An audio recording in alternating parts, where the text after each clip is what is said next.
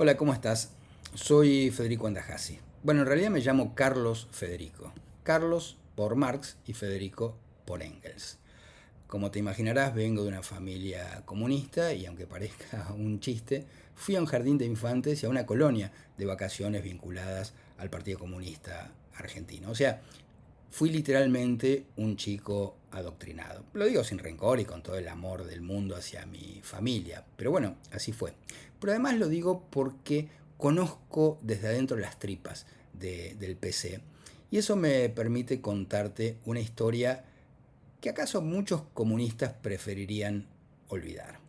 Ahora, antes de empezar, si te interesan estas historias reales, estas historias de política, si te interesa la literatura, te invito a que te suscribas al canal y a que dejes un like porque este tipo de contenido lo vamos a seguir trabajando acá. Bueno, vamos a empezar esta historia por Argentina. En 1976 las Fuerzas Armadas derrocan al gobierno constitucional y, como sabes, instalan una dictadura. Fue uno de los periodos más oscuros de la historia argentina, pero hay algo que casi nunca se menciona. El Partido Comunista Argentino, lejos de oponerse al golpe desde el primer momento, se acomodó, apoyó y de hecho llegó a referirse a Jorge Rafael Videla como un general democrático. ¿Por qué? Bueno, porque en ese momento el Partido Comunista Argentino seguía al pie de la letra las directivas políticas de Moscú.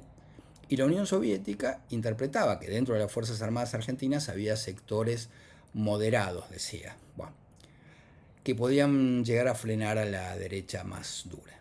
Bueno, antes de seguir, insisto, si este tipo de historias tan poco conocidas te interesan, acordate de suscribirte al canal porque voy a ir subiendo muchas más cosas. Bueno, ahora vamos a viajar a Irán, 3 años después del golpe del 76 en Argentina. En 1979, el ayatolá Khomeini encabeza una revolución que derroca al Shah.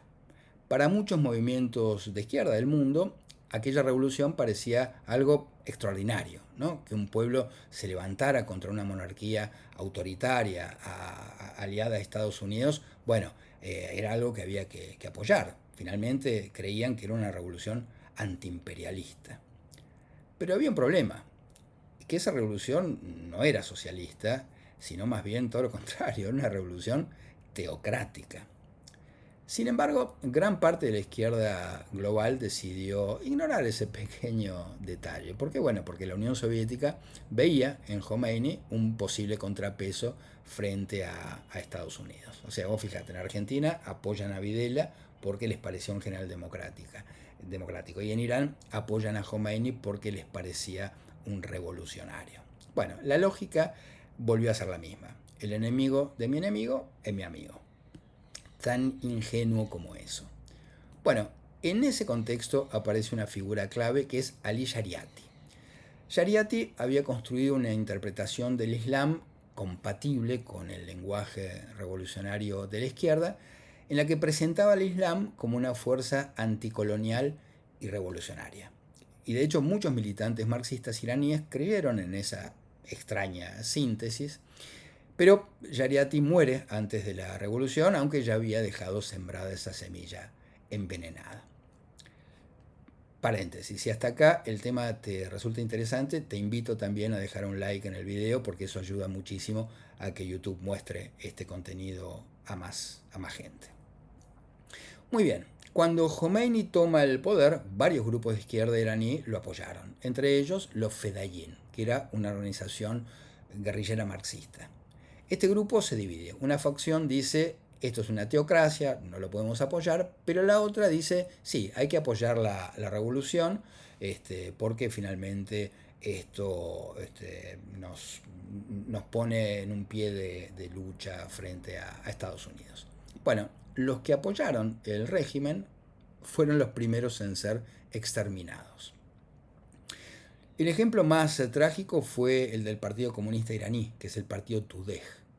El Tudeh colaboró con el régimen a tal punto que entregó nombres, entregó estructuras, contactos de otras organizaciones porque creían que colaborando de esa forma iban a sobrevivir.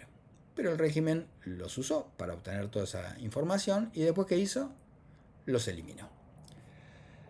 Lo peor todavía no había pasado. Lo peor sucedió en 1988. Ese año, Khomeini emitió una fatua en la que ordenaba ejecutar a miles de prisioneros políticos. La mayoría de ellos eran todos militantes de izquierda. Y en pocos meses fueron asesinados miles y miles de personas. Las ejecuciones, de hecho, fueron supervisadas por un funcionario que décadas después iba a ser presidente de Irán. Me refiero a Ebrahim Raisi. Por eso en Irán hoy prácticamente no existe izquierda organizada, porque fue destruida. O sea, no hay Vanina Biasis, no hay Miriam Bregmans, no hay Bonfantes, porque fueron literalmente asesinados. Todo esto muestra algo, a mi juicio, muy simple, ¿no? El dogma político que esconde esta lógica peligrosa. O sea, te convencen de que el enemigo de tu enemigo es tu amigo, aunque ese amigo después te mate. Mi propia familia conoció esas contradicciones antes y después del golpe del 76. Pero hay algo que afortunadamente los dogmas nunca logran destruir. Por suerte hay algo que con lo que el dogma no puede, porque no puede con la literatura. Déjame que te cuente que el 1 de mayo sale mi nueva novela que tiene que ver con otra guerra, que es la guerra del mate. Es la historia real del hombre que pensó que el mate iba a ser un factor de independencia en épocas de la Revolución de Mayo. Es una historia, en estos días la voy a ir contando un poco, pero voy a presentar el libro en la Feria del Libro de Buenos Aires. Esto va a ser el sábado 9 de mayo a las 17:30. Así que, por supuesto, estás invitado a esta historia que habla de la guerra del mate. Si te interesan estos temas, historia, política, literatura, acordate de suscribirte al canal, activa la campanita y deja tu comentario. Me interesa mucho además leer lo que piensan. Abrazos.